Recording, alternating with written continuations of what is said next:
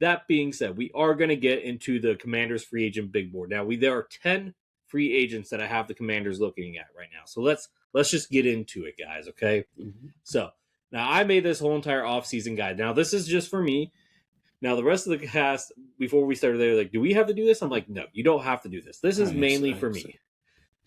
Well, yeah, it was mainly Maurice. But then, yeah, anyway. So, I made a free agent big board. Now, I will say this. Not all the players that are on this big board, and I'll talk about this more on my solo episode when we talk about team free agents as well. But these are the guys that I think the Commanders should look at for free agents, okay, among other teams. So, let's just dig into it. First one that I'm going to go with is a former teammate who is a free agent. Now, Brandon Ayuk, he's an honorable mention because he's not a free agent yet. I do expect him to become one, and if so, he's on this list. But for so he's on this list, but he's a honor / assuming that he gets bought out because I don't think he gets traded.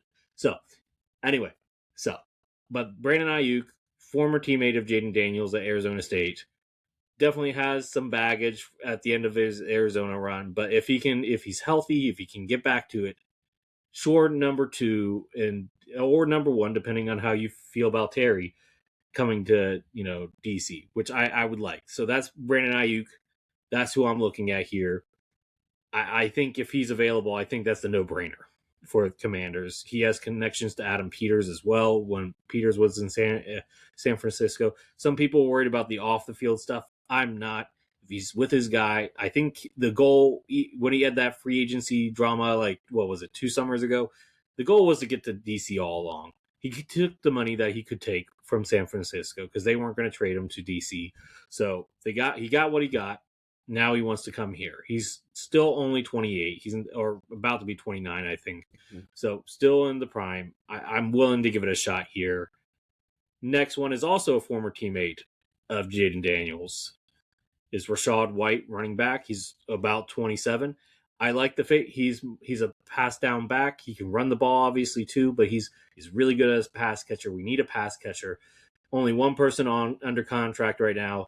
That's in the running back room. That's JCM. We need a pass catcher to complement him on passing downs. I like White. That just seems obvious to me.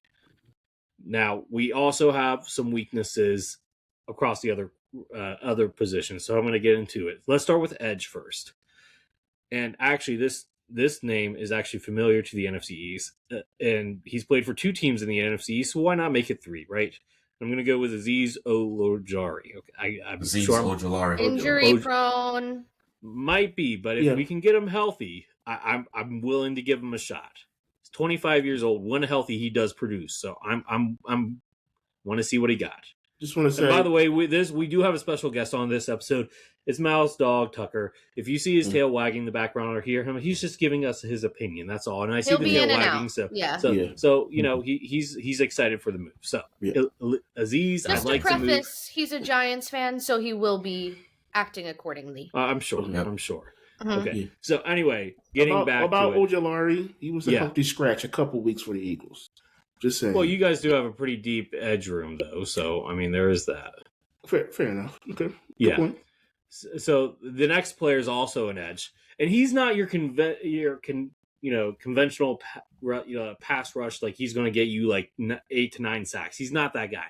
But what he does do, he's actually probably one of the better coverage edges in the league. And I'm going to go with AJ Epineza. I don't know if I'm pronouncing that. He's from Buffalo. He's 27 years old. Espinosa, I think. Espinosa, thank you. Yes, so AJ Espinosa. He's returned a touchdown, interception for a touchdown. He's a good coverage guy. He can also rush the passer. He can set the edge. He can cover in the flats. I like that. We need to have versatility. He is versatile. We'll talk about the teams, like the team news, because that's one thing that DJ Durante Jones really wants, and I think AJ fits that perfectly. Okay. Next guy, I believe JT mentioned him before, is Quay Walker. Quay Walker. Quay Walker. Sorry, Quay Walker. Very good linebacker. JT, check out his free agent big board if you want to check that out. He covered him great. Plays downhill. Versatile. Versatile. A little bit. Yeah. Next guy here is Greg Newsome. Guy, and I think Mal mentioned him on her big board. And I don't know, JT, did you mention him too? Okay, so yeah. Everybody wants Greg Newsome, okay? He's 25 and a half. He's young corner that can cover press man, I believe, too. So press man coverage. And another guy that I know JT mentioned, I think Mal mentioned him as well, is Tyreek Woolen. He's another corner. We saw him in the Super Bowl. I don't think anything else needs to be said of that. And he wasn't even the star of the Super Bowl. That's the crazy part. Now I'm going to shift from corner to safety, and I want to bring back somebody that's familiar with the franchise here. Somebody that started out his career in DC, who we probably let go a little bit too soon. And it wasn't that he was a bad player; he just wasn't making turnover plays. He wasn't a game changing plays. He was a solid safety. But I want to bring back Cam Curl. I think he's a good fit. Too. Yeah, he's a good fit for what we're doing. I think he's versatile. He's a good, defender. He can rush. He can cover. He can now he's getting interceptions. That's great. I like that. Going to the offensive side of the ball, there aren't too many options because too many needs. I think the main need here is mainly defensively. But going back to the offensive side, there's two other guys that I want to look at. One is Romeo Doubs. He's a solid number 2. If you really want to go just for a solid number 2, Romeo Doubs with the Guardian helmet guy. Yeah, I mean, look, I don't love the Guardian helmet look, but it does protect him. And look, he puts up big numbers, so I can't even. It's for safety. I mean, I'm not going to bust it. I just don't like the look. But look, I mean, he puts up big numbers, and I can't say anything against it. But look, he's a solid number 2. He's a solid number 2. I definitely would not be mad if we signed him.